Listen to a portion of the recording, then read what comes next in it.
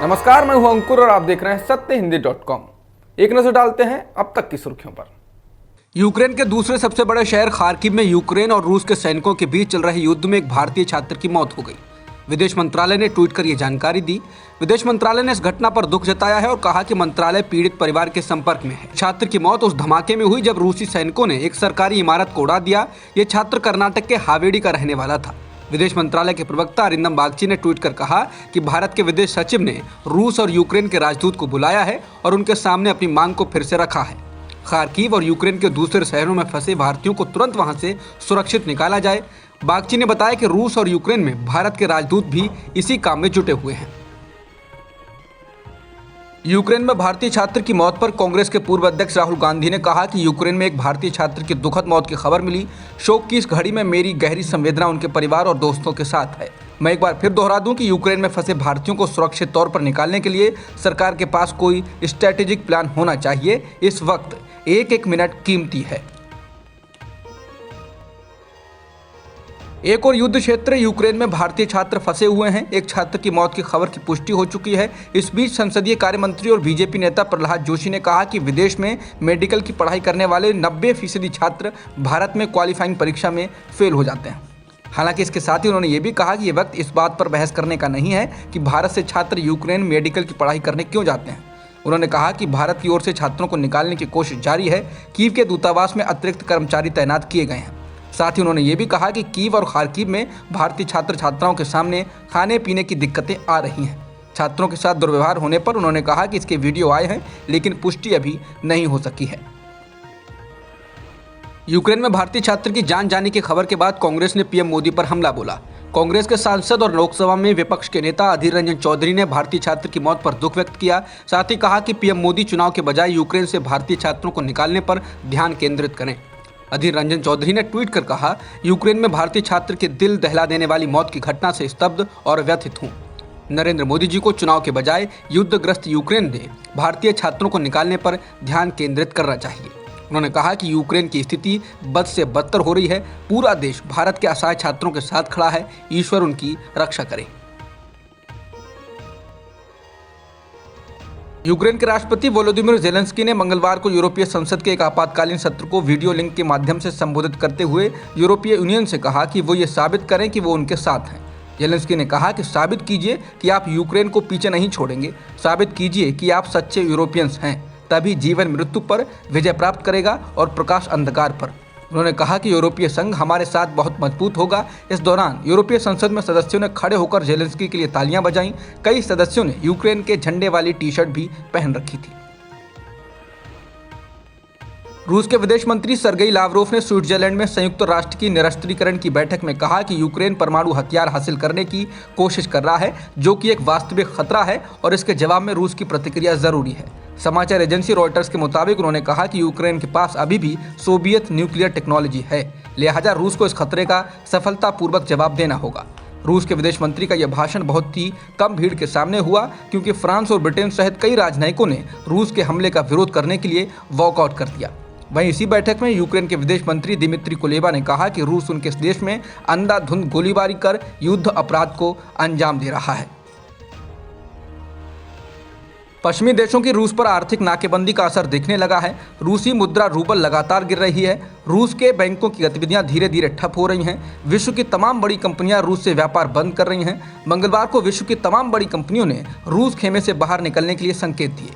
इनमें बीपी और शेल जैसी नामी कंपनियां हैं जो रूस में कई अरब डॉलर का धंधा करती हैं। रूस एनर्जी संपन्न देश है। तेल कंपनियों का वहां पर बड़ा स्टेक है। यही नहीं, कई बड़े बैंकों, एयरलाइंस, ऑटो निर्माताओं और अन्य ने रूस जाने वाली शिपमेंट में कटौती की है या पार्टनरशिप खत्म कर दी है। कई और कंपनियों ने कहा कि वो कार्रवाई पर विचार कर रहे हैं। वॉल्ट डिज्नी कंपनी की घोषणा के बाद मंगलवार को वार्नर ब्रदर्स ने रूस में द बैटमैन की रिलीज को रोक दिया। मास्टरकार्ड ने मंगलवार को कहा कि उसने रूस पर प्रतिबंधों के परिणाम स्वरूप कई वित्तीय संस्थानों को अपने पेमेंट नेटवर्क से बाहर कर दिया है। कई पश्चिमी देशों ने रूस को दंडित करने के लिए रूसी विमानों के लिए अपने एयर स्पेस को बंद कर दिया है। स्विफ्ट ग्लोबल वित्तीय नेटवर्क से रूसी बैंकों को निकाल दिया गया है। इससे विदेशी मुद्रा भंडार से रूस अपने $603 बिलियन का इस्तेमाल नहीं कर पाएगा। ये बहुत बड़ी चोट है। रूस के यूक्रेन पर हमले का आज छठा दिन है, लेकिन इस बीच यूक्रेन ने दावा किया कि उसने रूस के 5,710 सैनिक मार दिए हैं। फेसबुक पर जारी एक वीडियो संदेश में सेना के प्रवक्ता ने यह भी दावा किया कि 200 से ज्यादा रूस के सैनिकों को यूक्रेन की सेना ने बंदी बना लिया है। यूक्रेन ने रूस के 198 टैंक, 29 विमान, 846 बख्तरबंद गाड़ियां और 29 हेलीकॉप्टर को भी नष्ट करने का दावा किया। हालांकि इस दावे की पुष्टि नहीं की जा सकती है। बता दें, रविवार को पहली बार रूस के अधिकारियों ने यह माना कि उनके सैनिकों की भी मौत हुई है। हालांकि उन्होंने संख्या के बारे में नहीं बताया। कीव और खार्किव के बीच स्थित यूक्रेन के शहर ओखिरका में रूसी सेना के हमले में यूक्रेन के 70 सैनिक मारे गए हैं, ऐसी रिपोर्ट्स हैं। समाचार एजेंसी एपी के मुताबिक रूसी सेना ने इस शहर में यूक्रेन आर्मी के बेस को निशाना बनाया। यूक्रेन के विदेश मंत्री दिमित्रो कुलेबा ने ट्वीट कर जानकारी दी कि उन्होंने इंटरनेशनल कोर्ट ऑफ जस्टिस से गुहार लगाई है ताकि रूसी सेना के हमलों को जल्द से जल्द रोका जा सके। यूक्रेन के राष्ट्रपति जेलेंस्की की हत्या के लिए अफ्रीका से 400 से अधिक भाड़े के सैनिकों को भेजा गया। भाड़े के हत्यारों की लोकेशन अफ्रीका रहती है, लेकिन वो लोग दुनिया के किसी भी कोने में आपराधिक गतिविधियों की डील करते रहते हैं। वैगनर समूह के नाम वाले एक निजी मिलिशिया ने कथित तौर पर व्लादिमीर पुतिन के आदेश पर जेलेंस्की और 23 अन्य सरकारी लोगों को खत्म करने का प्लॉट तैयार किया ताकि रूस को यूक्रेन पर कब्जा करने का आसान मौका मिल सके। टाइम्स के अनुसार रूसी राष्ट्रपति के करीबी सहयोगी ओलिगार्च येवगेनी प्रिगोजिन, जिन्हें पुतिन के किचन कैबिनेट का शख्स भी कहा जाता है, 5 हफ्ते पहले इस मिशन के लिए अफ्रीका गए थे। वैगनर ग्रुप को इस मिशन के बदले मोटी राशि देने का वादा किया गया। कहा जाता है कि बहुत टॉप लेवल के प्रशिक्षित भाड़े के हत्यारे क्रेमलिन की हरी झंडी का इंतजार कर रहे हैं। होटलों, दुकानों, रेस्टोरेंट, छोटे कल कारखानों में इस्तेमाल होने वाले कॉमर्शियल एलपीजी सिलेंडर की कीमतें आज से बढ़ा दी गई। इस बढ़ोतरी की आंच आम लोगों तक तो पहुंचेगी ही, इसके साथ ही पेट्रोल, डीजल, घरेलू एलपीजी सिलेंडर, सीएनजी के दामों में भी 7 मार्च के बाद किसी भी समय रेट बढ़ोतरी की आशंका जताई जा रही है। 1 मार्च से यानी आज से कॉमर्शियल एलपीजी सिलेंडर दिल्ली में प्रति 19 किलोग्राम 105 रुपये बढ़ गया। इस बदलाव के बाद राजधानी दिल्ली में 19 किलो सिलेंडर की कीमत 2012 रुपये प्रति यूनिट हो गई। कहा जा रहा है कि यूपी चुनाव के आखिरी चरण का मतदान 7 मार्च को है। उसके बाद सरकार इन चीज़ों के रेट और बढ़ा सकती है। केंद्रीय गृह मंत्री अमित शाह ने द इंडियन एक्सप्रेस को दिए एक इंटरव्यू में यूपी चुनाव को एक बार फिर से लोकसभा चुनाव 2024 के लिए महत्वपूर्ण बताया। जब उनसे इस चुनाव के 2024 के चुनाव से लिंक करने को लेकर सवाल पूछा गया तो उन्होंने कहा कि मैंने कहा था कि दिल्ली का रास्ता लखनऊ से होकर जाता है। चूंकि उत्तर प्रदेश में लोकसभा की 80 सीटें हैं, इसलिए 2024 में सत्ता में लौटने के लिए उत्तर प्रदेश में बीजेपी का सत्ता में होना बहुत ज़रूरी है। अगर कोई केंद्र में पूर्ण बहुमत के साथ सरकार बनाना चाहता है तो वो उत्तर प्रदेश के जनादेश के बिना नहीं हो सकता है।